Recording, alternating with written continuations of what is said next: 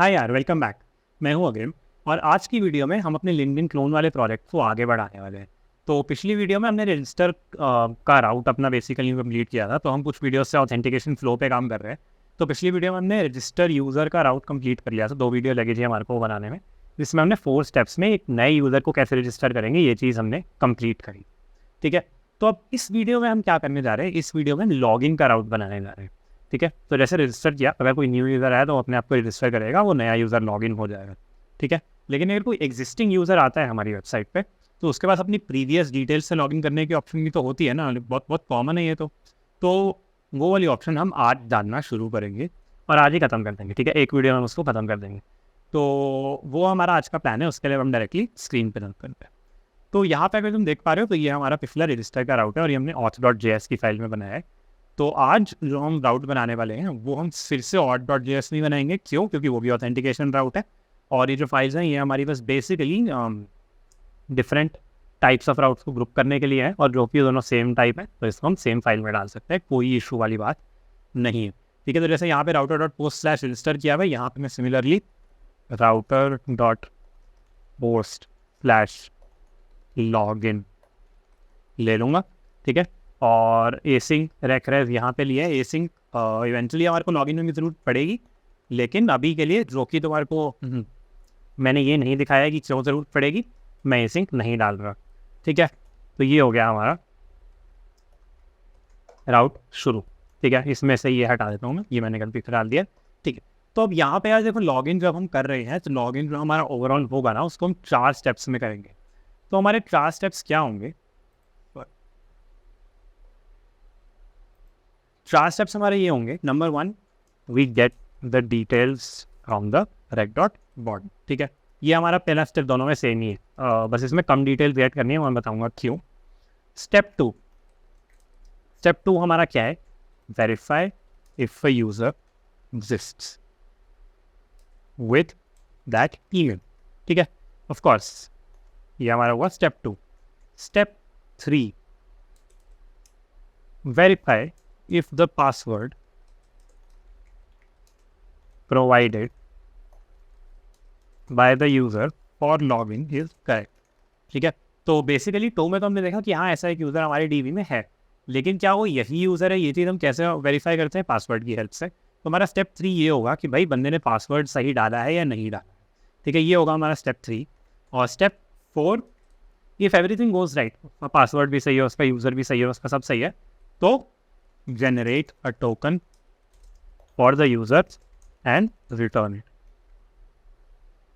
ठीक है, तो ये है हमारा overall flow of the program. ठीक है, तो अब अगर मैं इसको शुरू करूं, सबसे पहले हम आता है स्टेप 1 पे। स्टेप 1 हमारा सिंपली क्या है? Gate the details from the body. तो हमारे को कौन सी 2 डिटेल्स चाहिए किसी भी यूज़र को लॉगिन करने के लिए? वो है हमारी ईमेल, पासवर्ड।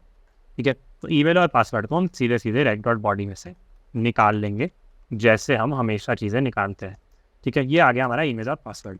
नेक्स्ट है verify if a user with the email already exist, जो कि होना चाहिए, because if you are saying कि मेरे को xyz@gmail.com से लॉगिन करना है, तो xyz@gmail.com से एक लॉगिन हमारी डीबी में एग्जिस्टिंग तो होना चाहिए ना। तो अब हम वो देखते हैं हमारे पास है या नहीं। तो const user equal to await user.find1। ठीक है, हम फाइंड किस बेसिस पे करना चाह रहे हैं? Email is this. ठीक है, हम बेसिकली करना चाह रहे हैं ईमेल इज दिस। ठीक है, और ऑफ कोर्स ये अगर मैं यहाँ पे अवेट डाल रहा हूँ तो अब तुम्हारे को दिख रहा होगा कि यहाँ पे एसिंग की नीड हमारे को पढ़नी ही है, तो मैं इसको एक एसिंग फंक्शन बना देता हूँ। तो const user equal to await user.find1 email. ठीक है, तो बेसिकली हम कह रहे हैं कि ये किस ईमेल से ऑलरेडी फाइंड करो। यहाँ पे अब फर्स्ट चेक, इनफैक्ट सेकेंड होना चाहिए। अभी हमारे को एक चेक जो डालना है वो ये डालना है कि ये यूज़र आया ही नहीं है। इफ़ इसकी नल वैल्यू रिटर्न हो रही है, मीन्स ये ईमेल वैलिड ईमेल नहीं है। ठीक है, तो यहाँ पे हमारे को क्या करना चाहिए? हमारे को आइडियली एक स्टेटस रिटर्न करना चाहिए, फॉर एग्जांपल 401.json, जिसमें हम एरर क्या भेजेंगे? Invalid user name of.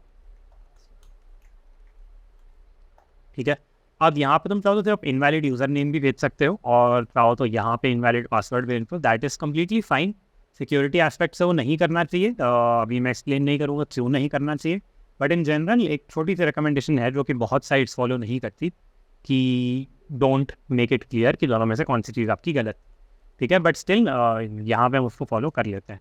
और इसको मैं एक्चुअली सेकंड एरर चेक क्यों कह रहा था थोड़ी देर पहले, क्योंकि एक वेरी सिमिलर चेक हमारा यहाँ पे भी होना चाहिए कि ईमेल नहीं है या फिर पासवर्ड नहीं है। वैसे देखो ये चेक इम्प्लिसिटली हमारा बाद में सही हो जाता, लेकिन यहाँ पे मैंने एक्सप्लिसिटली इसको फिक्स कर दिया कि इफ़ ईमेल नहीं है या फिर पासवर्ड नहीं है तो हमारे को रिटर्न करना है स्टेटस 401 के साथ इनवैलिड यूज़र नेम और पासवर्ड। ऑल्दो अगर मैं ये ना भी डालता तो ये चल जाता, वो खुद से एक बार सोच के फिगर आउट करने ही करो क्यों चल जाता।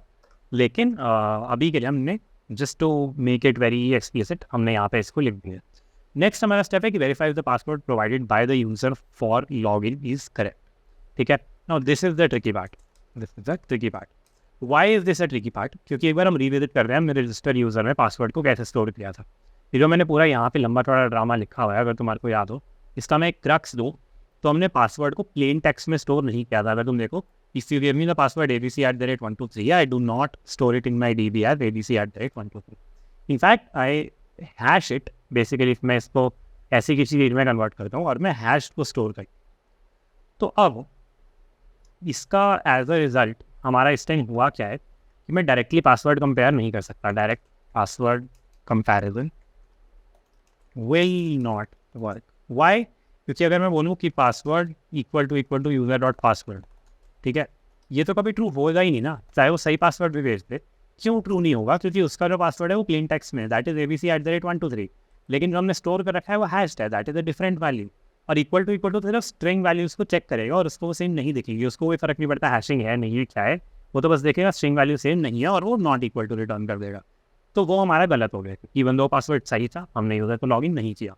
तो इसको करने का हमारे पास एक्चुअली इनबिल्ट तरीका है, ठीक है। तुम चाहो तो इसको मैनुअली दूसरे को हैश करो, चेक करो इक्वल है या नहीं है, वो सब बहुत लंबा हो जाएगा और इनफैक्ट उसमें दिक्कतें भी आएंगी शुरू में।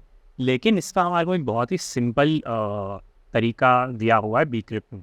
बीक्रिप्ट अगर तुम्हें याद हो तो वो लाइब्रेरी है जिसकी हेल्प से हमने यहाँ पे अपना हैश किया था अपने पासवर्ड। तो यहाँ पे हम बहुत ही सिंपली पता है क्या कर सकते हैं, हम कह सकते हैं कि कॉन्स्ट इज पासवर्ड वैलिड, इस पासवर्ड वैलिड नाम का एक वेरिएबल बनाएंगे और उसमें पता है हम लाएंगे क्या, हम बोलेंगे अवेट बीक्रिप्ट डॉट कंपेयर, ठीक है। तो कंपेयर एक फंक्शन है जिसमें तुम दो चीज़ें पास कर सकते हो। पहला तुम पास कर सकते हो अपना प्लेन टेक्स्ट पासवर्ड जो तुम्हारे को अभी रिसीव हुआ है, और दूसरा तुम पास कर सकते हो हैश वैल्यू जो तुम्हारी पहले से स्टोर्ड है। तो बेसिकली इस पासवर्ड वैल्यू मैंने एक अपना प्लेन टेक्स्ट पासवर्ड भेजा, एक ये भेजा। अब बीक्रिप्ट डॉट कंपेयर क्या करेगा, वो ऑटोमेटिकली इसको हैश करेगा प्रॉपर पैरामीटर्स के साथ, उसको इससे कंपेयर करेगा कि दोनों का हैश सेम आ रहा है या नहीं आ रहा है, और अगर वो आ रहा है तो इसको ट्रू रिटर्न करेगा, नहीं आ रहा तो फॉल्स रिटर्न करेगा, which is basically exactly what we want, ठीक है। तो यहाँ पे बेसिकली बीक्रिप्ट डॉट कंपेयर की हेल्प से हम अपने पासवर्ड की वैलिडिटी को चेक कर पा रहे हैं। और अब हम कह सकते हैं कि इफ़ मेरा पासवर्ड वैलिड नहीं आता है, ठीक है, तो ऑफकोर्स इफ पासवर्ड वैलिड है तो फिर bcrypt dot compare true return करेगा, वरना वो फॉल्स रिटर्न करेगा। तो इस मेरा फॉल्स रिटर्न हो रहा है, यानी कि if not is password valid, तो मेरे को बहुत ही सिंपल सी चीज़ कर देनी है, ये सेम एरर उठा के यहाँ पे रिटर्न करना कि इनवैलिड यूज़र नेम और पासवर्ड, क्योंकि मेरा इस बार पासवर्ड इनवैलिड है। बट फॉर सिक्योरिटी पर्पसेस हम नहीं बता रहे कब यूज़र नेम गलत है कब पासवर्ड गलत है, ठीक है। तुम चाहो तो डाल सकते हो, बहुत बड़े इशू नहीं आएगा अभी, लेकिन मैं नहीं डाल दूँ। और आफ्टर एवरीथिंग अगर इस स्टेप से भी हमारा रिटर्न नहीं होता, इस स्टेप से भी रिटर्न नहीं होता और इस स्टेप से भी रिटर्न नहीं होता, तो इसका मतलब ये है कि यूज़र ने जो क्रेडेंशियल्स प्रोवाइड करे हैं वो करेक्ट हैं, और वो कौन से यूज़र की क्रेडेंशियल्स है, वो इस वाले यूज़र के क्रेडेंशियल्स है। तो अब हमारे को सिंपली क्या करना है कि इस यूज़र का एक टोकन जनरेट करके उसको दे देना है। तो एक्चुअली ये ना बिल्कुल सेम ये वाला स्टेप है। रजिस्टर में तो मैं याद है कॉन्स्ट टोकन हमने जनरेट किया था गेट टोकन की हेल्प से, जिसको हमने हेल्पर्स में बनाया था, ठीक है, जिसमें हम ईमेल और न्यू यूज़र को भेज रहे थे बेसिकली, और फिर हमने यूज़र को रिटर्न को बेसिकली एक न्यू यूज़र की सारी रिलेशन फील्ड उसमें डाली थी और टोकन वाला ऐड कर दिया था, जो हमने यहाँ पे जनरेट किया है उसमें से हमने पासवर्ड डिलीट करके उसको रिटर्न कर दिया। यही एकदम सेम स्टेप्स मेरे को कहाँ पे करने हैं, इसको अगर मैं कॉपी कर लूँ, इसको अगर मैं कर लूँ कॉपी, तो ये सेम स्टेप्स मेरे को डालने हैं एकदम जहाँ, ठीक है। चाहो तो फिर से लिख लो, पर ऑफकोर्स पहले लिख रखा है तो हम फिर से क्यों ही लिखेंगे। और ये मैं हटा देता हूँ कमेंट्स।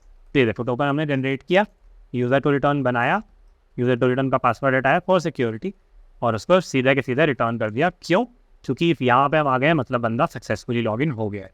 और इस वाले रिटर्न स्टेटमेंट की वजह से अब फाइनली क्या होगा, यूज़र को उसके क्रेडेंशियल्स आए उसकी डिटेल्स और उसका टोकन चला जाएगा। यहाँ पे ऑफकोर्स डिटेल्स भेजना इज़ ऑप्शनल, तुम चाहो तो भेजो, ना चाहो तो मत भेजो, क्योंकि जिस चीज़ से एक्चुअली में यूज़र को बाद में काम करना है वो क्या है, उसका टोकन। और इस टोकन को यूज़ करके वो आगे हर रिक्वेस्ट में अपने आप को ऑथेंटिकेट करेगा हमारे सर्वर के साथ। ठीक है, तो ये हमारा प्लान होने वाला है आगे का। और इसी के साथ हमारा लॉगिन का राउट भी कंप्लीट हो गया। ठीक है, तो इसके साथ हमने बेसिकली अब क्या कर लिया, हमने ऑथेंटिकेशन के दोनों यानी कि रजिस्टर और लॉगिन जो हमारे बहुत इंपॉर्टेंट राउट्स होते हैं उनको हमने कवर कर लिया। लॉग आउट की ज़रूरत नहीं है हमारे को बैकएंड में बनाने की, और क्यों ज़रूरत नहीं है ये बात मैं अभी एक्सप्लेन नहीं करूँगा, इसको मैं किसी बात वाली वीडियो में एक्सप्लेन करूँगा। ठीक है, जब हम एक्चुअल लॉग आउट फंक्शनलिटी बनाएंगे अपनी एप्लीकेशन में तब मैं बताऊँगा कि उसमें हमारा बैकएंड का कोई रोल था ही नहीं। ठीक है, क्योंकि तुम बहुत ध्यान से सोचो, बैकएंड पे कोई बंदा कभी लॉग्ड इन है ही नहीं, हम तो बस उसको एक टोकन जनरेट करके भेजते हैं और आगे हर रिक्वेस्ट में वो अपने आप को ऑथेंटिकेट करता है फिर से उस टोकन की हेल्प से। ठीक है, तो इसलिए हमारे को बैकएंड में कोई लॉग आउट नहीं बनाना है, और इसलिए हमारा ऑथेंटिकेशन का फ्लो बेसिकली इन दो राउट से फ़िलहाल के लिए कंप्लीट हो गया है।